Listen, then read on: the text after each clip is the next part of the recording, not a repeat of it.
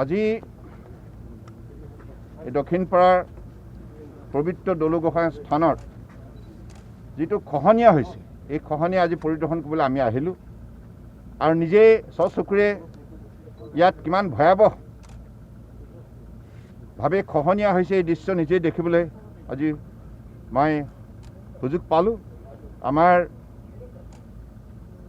এই পৰিস্থিতিৰ পৰা আমি আগন্তুক দিনত এই শিক্ষাই ল'ব লাগিব যে অসমৰ বানপানীৰ লগতে খহনীয়া সমস্যাটো আমাৰ বাবে আটাইতকৈ ডাঙৰ ভয়াৱহ আৰু এই খহনীয়া সমস্যাটোৱে আমাৰ স্থায়ী সম্পত্তি বিনষ্ট কৰিছে।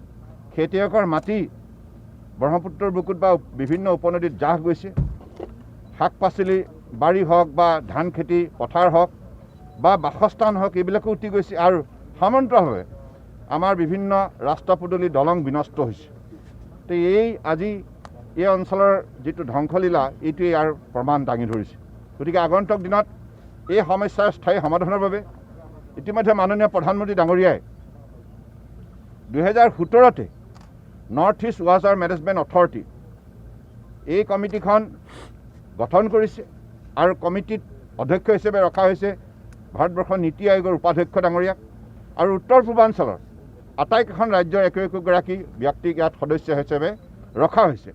লক্ষ্য হৈছে ব্ৰহ্মপুত্ৰ আৰু ইয়াৰ উপনদীসমূহৰ যিবোৰ বানপানী আৰু গৰাখহনীয়া বৰাক নদী আৰু উপনদীৰ বানপানী গৰাখহনীয়াৰ লগতে উত্তৰ পূৰ্বাঞ্চলৰ ভূমিস্খলন এই সমস্যাৰ স্থায়ী সমাধানৰ বাবে এখন ডিটেইল প্ৰজেক্ট ৰিপৰ্ট বিজ্ঞানসন্মতভাৱে প্ৰস্তুত কৰা। কাৰণ কেন্দ্ৰীয় চৰকাৰে এই প্ৰকল্পটো কাম আগন্তুক দিনত কৰিব। সেই লক্ষ্যৰে এই কমিটিখনক সেইখিনি গুৰু দায়িত্ব দিয়া হৈছে আৰু আমি আগন্তুক দিনত এই বিষয়তে দৃঢ়তাৰে আগবাঢ়ি যাব লাগিব। কাৰণ ইয়াতে খণ্ড বিশেষ কেৱল আমি উদ্যোগ ল'লেই নহ'ব। সমগ্ৰ অসমৰ এইটো এটা পুৰণি সমস্যা 1951 চনৰ পৰা ধাৰাবাহিকভাৱে বানপানীৰ গৰাখহনীয়া সমস্যাই অসমৰ প্ৰতিখন জিলাক বিশেষভাৱে আক্ৰান্ত বা ক্ষতিগ্ৰস্ত কৰি তুলি আহিছে আৰু আমাৰ অৰ্থনৈতিক বুনিয়াদো ই ভাবিব নোৱাৰাকৈ ক্ষতিগ্ৰস্ত কৰিছে। গ্ৰাম্য অৰ্থনীতি বিনষ্ট কৰিছে।